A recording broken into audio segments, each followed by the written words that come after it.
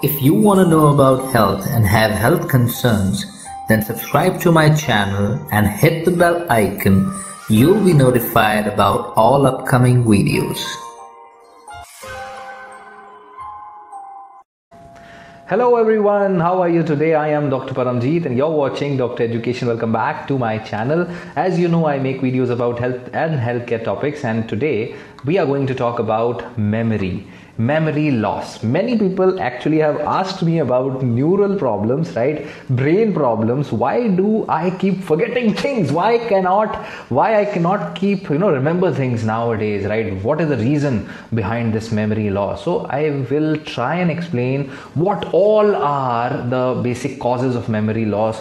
What can you do, how they are tested, what can you do basically at your home, how doctors actually diagnose the problems. Let's start talking about memory loss, right? Obviously there is a medical term for this. It is called amnesia. All right, amnesia. This is unusual forgetfulness, right? If you think nowadays you are forgetting a lot, unusual, right, then you may not remember a few events, or you recall one of our memories from the past. Something like this can happen, or you may lose memory, which might be for a short time, and then this might get resolved. This might be transient. So it might not go away, this kind of problem. So it depends upon the cause, right? So what are the causes? Number one reason is your age.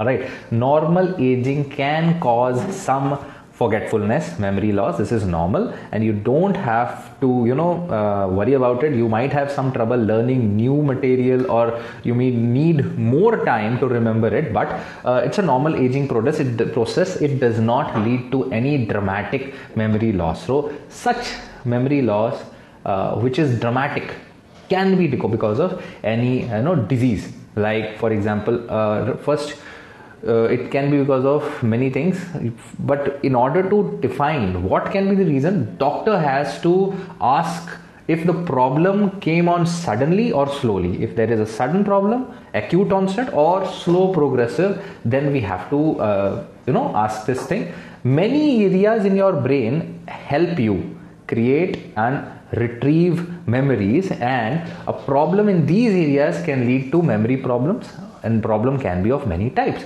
right? It can be a new injury to the brain, or it can be because caused by after some type of old problem. So what can be the reason? Let's start with listing all of them. Number one, obviously brain tumors. If you have a brain tumor, then that can be a reason. If you have any kind of treatment in your brain, say if you have a brain tumor and you underwent chemotherapy, cancer treatment, say brain radiation, bone marrow transplant, or a chemotherapy, that can cause. Then if you had a brain injury, head injury, concussion, right, any kind of shaking in the head, a lot of shaking in the head, that can cause a problem.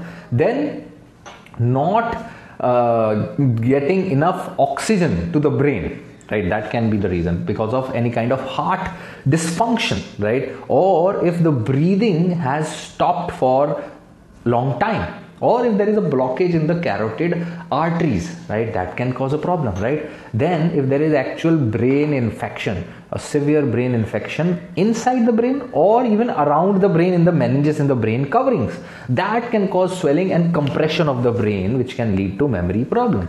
Then surgeries, or any kind of major surgery, including brain surgery or elsewhere, any surgery elsewhere, can lead to this problem, right? Then any infection, severe infections which might be in the blood, can actually go in the brain and cause problems, right? Or there can be something called as transient global amnesia. What does that mean? That means you have sudden temporary loss of memory, or because this is because of unclear cause. We don't know what causes it. It's a transient thing. It might be because of some lack of rest, a lot of stimulant, sometimes because of many things we don't know. Then it might be a transient ischemic attack, stroke, which means there is a small clot which goes inside the brain and it blocks blood supply of certain part. Or it might be because a transient ischemic attack. That means a small clot which came out from somewhere, mostly in the legs or the heart, and went into the brain. Might come from the carotid arteries. It went into the brain, it blocked an important blood vessel and transiently, and then actually dissolved or went away. So it blocked and went away. So that's why there was a transient blockage of blood supply to the that part of brain, transient loss of memory, and then it came back, or something like that. Transient ischemic attack, TIA, or stroke. Transient stroke is called. Also, sometimes there can be fluid collection in the brain, which is called hydrocephalus. So this can also lead to this. Sometimes memory loss can occur because of other mental health problems, like if you have bipolar disorder, if you have a stressful event, a major traumatic stressful event, then post-traumatic stress disorder can also lead to memory shutdown. Depression can also lead to memory shutdown, and certain other conditions like schizophrenia or any mental disease, these kind of things can also cause memory loss. Then memory loss can also be a sign of dementia. Dementia means there is a problem in thinking, language, judgment, or behavior. Now, there are many types of dementia, but there are other diseases like and other diseases which cause something like dementia, like obviously Alzheimer's disease, everybody has heard about it. There are many others like Lewy body dementia, frontotemporal dementia, progressive supranuclear palsy, etc., etc., etc., normal pressure hydrocephalus, etc. Then other things, right? Mad cow disease, right? So there are many diseases. Then what other reasons, right?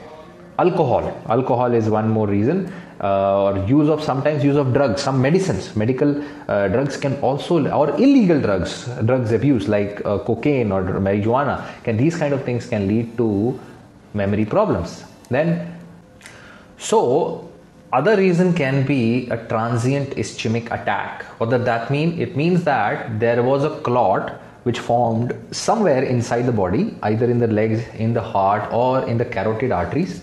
And this clot went inside the brain and it blocked the blood supply of some part of the brain for a transient small amount of time, and then the blood supply again restarted on its own.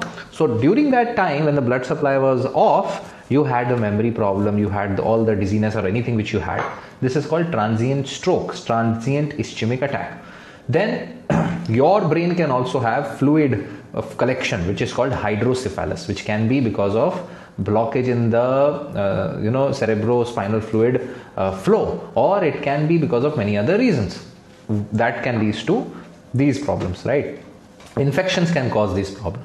Then mental health conditions like bipolar disorder, schizophrenia, depression, or any stressful event, traumatic major stress, losing a family member or some kind of major stress in your life can lead to post-traumatic stress disorder, which can lead to a memory problem, right? So then some memory loss can be associated with dementia. Dementia is loss of other kind of brain function, loss of the total brain function, including thinking, language, judgment, or behavior.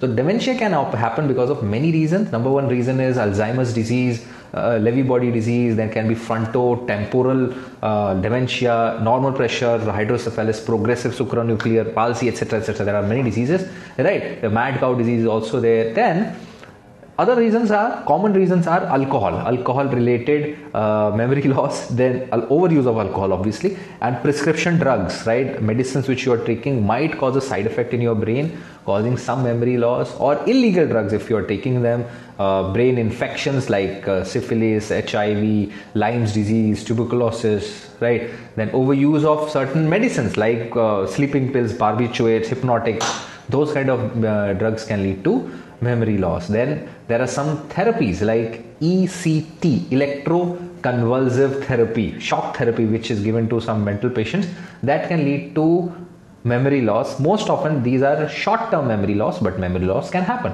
Then epilepsy, right? Epilepsy is the convulsions which patients get.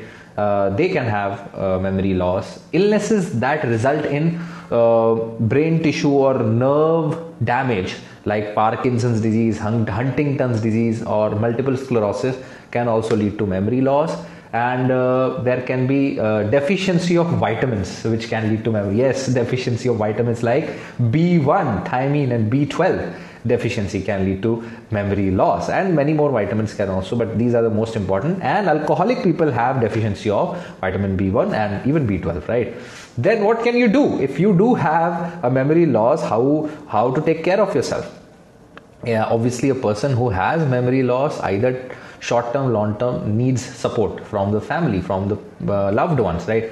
It actually helps to show the person some familiar objects, music and photos, and play familiar music for that person. Then you have to write down when the person should take medicines or other important tasks. If there is a lot of memory, if the person does not even remember anything, then you have to actually write down everything.